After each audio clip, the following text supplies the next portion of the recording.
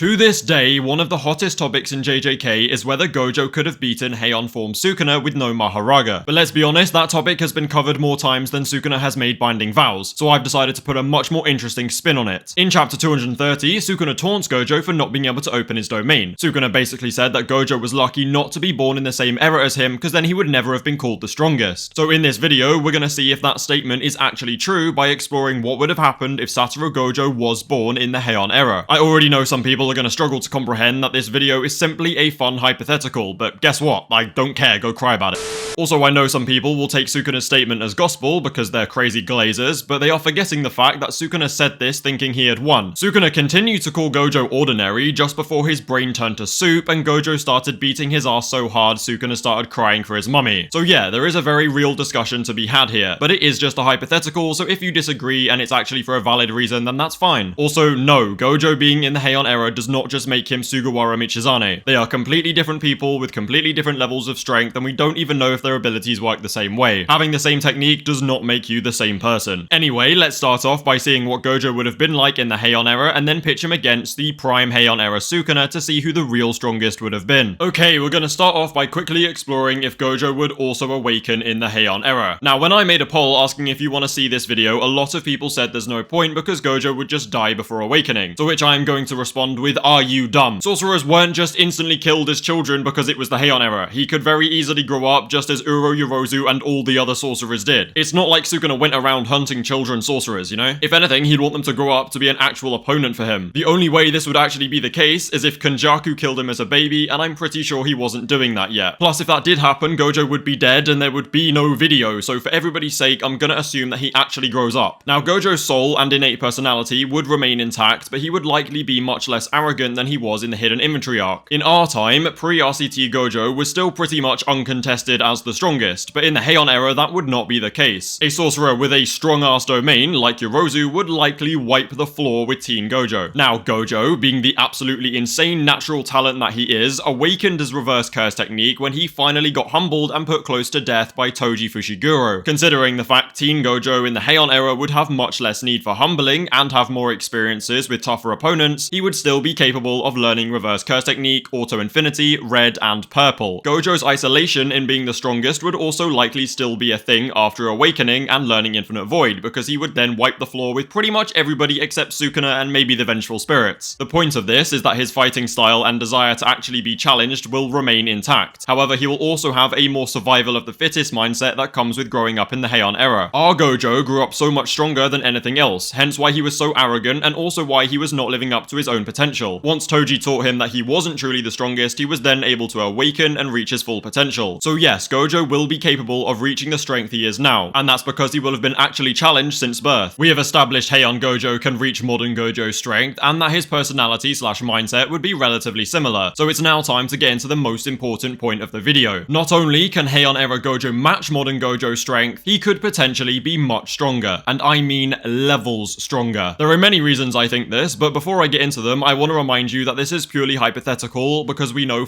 all about the Heian era. Any silly comments that still complain about this will be met with responses exclusively in rice ball ingredients because I cannot be bothered. Anyway, my main reason for thinking he can be stronger is simply because of how level Jujutsu was in the Heian era. Kenjaku, Sukuna, and Yorozu are obviously the best examples of how the Heian era was just a higher level, but after all these years the information was slowly lost. For instance, Yorozu suggests that she knows about Shrine, so Shrine's details were likely known in the Heian era. Sukuna also seemed surprised when Jogo wasn't aware of how Shrine worked, but then he realized even if there were records, a cursed spirit wouldn't have access to that information. So now I'm going to run through all of the lost abilities that were present in the Heian era and why Heian Gojo could potentially learn them. The first major ability, which was considered impossible in modern times until Sukuna revealed it, is an open domain barrier. Both Sukuna and Kenjaku, two Heian era sorcerers, have open domain barriers. And it's not like Sukuna and Kenjaku were training buddies or anything, so it's unlikely that one of them taught this to the other. They would have learned it completely independently from each other, suggesting that open barriers barriers were slightly more common knowledge in the Heian era. I'm not saying they were common knowledge or many people could use them, but they were definitely a thing. And no, just because Kenjaku taught Sukuna how to split his soul does not mean he taught him other stuff. That was purely for Kenjaku's plan and part of their binding vow. Considering how many sorcerers fought Sukuna in the Heian era and how widely known his strength was, the fact that he has an open domain barrier would surely be widely known too. In modern times, Gojo only became aware of the possibility of an open barrier during the fight, or at most a month before the fight. However, if Satoru Gojo grew up in the Heian era knowing it was a thing, not only would he be more prepared to deal with it, but there's also a good chance he could learn it for himself. There is no denying that Gojo's level of genius for Jujutsu is contested only by Sukuna. Higuruma, Yuta, and Yuji could also be contenders, but we haven't really seen enough of that from them yet. In the middle of their fight, Gojo constantly adjusted the properties of his barrier, and Sukuna did the same. Now, according to Kusakabe GPT, this should be completely impossible, but Gojo is simply that guy. If he can learn to change conditions mid-battle, imagine if he had prior knowledge of open domain barriers and the time to perfect it. If Sukuna and Kenjaku can do it, then best believe Gojo does have the raw talent to do it, given the time and knowledge. I'll expand more on this later, but Gojo would straight up low diff that fight against Heian era Sukuna if he also had an open domain barrier. But for Sukuna's sake, let's just assume that he can't use it for now. He will still know about it going into a fight with Sukuna, meaning he will have time to plan a strategy as opposed to improvising mid-fight. Now, I'm not saying this will mean Gojo can win, but it will give him better odds. Now, this next one is a lot less simple, since it is unconfirmed whether Sukuna actually knew this ability already or if he learned it from Gojo during the fight. But if healing a burnt out curse technique was also common knowledge in the Heian era, Gojo will know that there is a limit to how often it can be done and change his strategy accordingly. I think this one is much less likely to be widely known, and there's a good chance that Gojo was straight up the one to invent the technique, but who knows? Simply put, if he knew about the limitations, he would not have pushed himself to the point of losing his domain. Again, I'm not saying this means he will win the fight, but it will give him better odds, and we are going to discuss this more later. Now, before I fully put Heian Gojo and Heian Sukuna against each other, I'm going to first clarify some key differences between current Sukuna and actual Heian era Sukuna. First off, he'll have no Ten Shadows technique and no vessel. He is just him. Then there is the fact that he is already in Heian form, meaning higher output and better hand-to-hand capabilities, but it also means that Sukuna will not have a backup healing plan. There'll also be more of an information gap on Sukuna's part. He won't know what Infinite Void does in detail, nor will he know that touching Gojo actually protects you from it. And this is simply because anyone who has been trapped in Infinite Void won't live to tell the tale, and Gojo won't exactly be walking around explaining it to people. Of course, this is assuming that Gojo uses a closed barrier as opposed to an open one, because onlookers of an open barrier will be able to tell what's going on. And finally, there is Kamatoke and Hiten, although we have zero clue about what Hiten does, so I'm not even gonna guess, because the odds are Infinity completely renders them both useless anyway. So now that I have covered Heian Gojo's potential and Heian Sukuna's differences, it's finally time to pitch them against each other and see who would actually be crowned as the strongest. Because there are lots of hypotheticals and assumptions involved, I'm gonna split the fight into different scenarios. For scenario 1, we are assuming that Gojo has learned how to use an open domain barrier, and that is literally the only assumption we are gonna go off, because if Gojo does have an open domain barrier, literally everything else becomes irrelevant. The fact of the matter is, Gojo will just low diff that fight. Gojo and Sukuna's domains are equal in terms of refinement, and their guaranteed hits cancel out. Without a physical barrier for Sukuna to target, he cannot break Gojo's domain, meaning Gojo can still use Infinity and the rest of the Limitless technique. This means that they've got to hand-to-hand it until one of them does enough damage for the opposing domain to fail. And in a hand-to-hand fight with Infinity active and no Maharaga, Gojo whoops Sukuna's ass 10 out of 10 times. I mean, we have literally seen it happen, there is no denying this. It really doesn't matter how many arms or tools Sukuna has. With Domain Amp being the only way to land a hit, Sukuna really just gets cooked. Sure, Sukuna's Heian form in theory increases Malevolent Shrine's output, but there has been nothing stating it would improve the actual domain's refinement. It's very simple. If Sukuna cannot outright destroy Gojo's domain, he just gets low diff. I mean, here, let me just show you what it would look like, okay?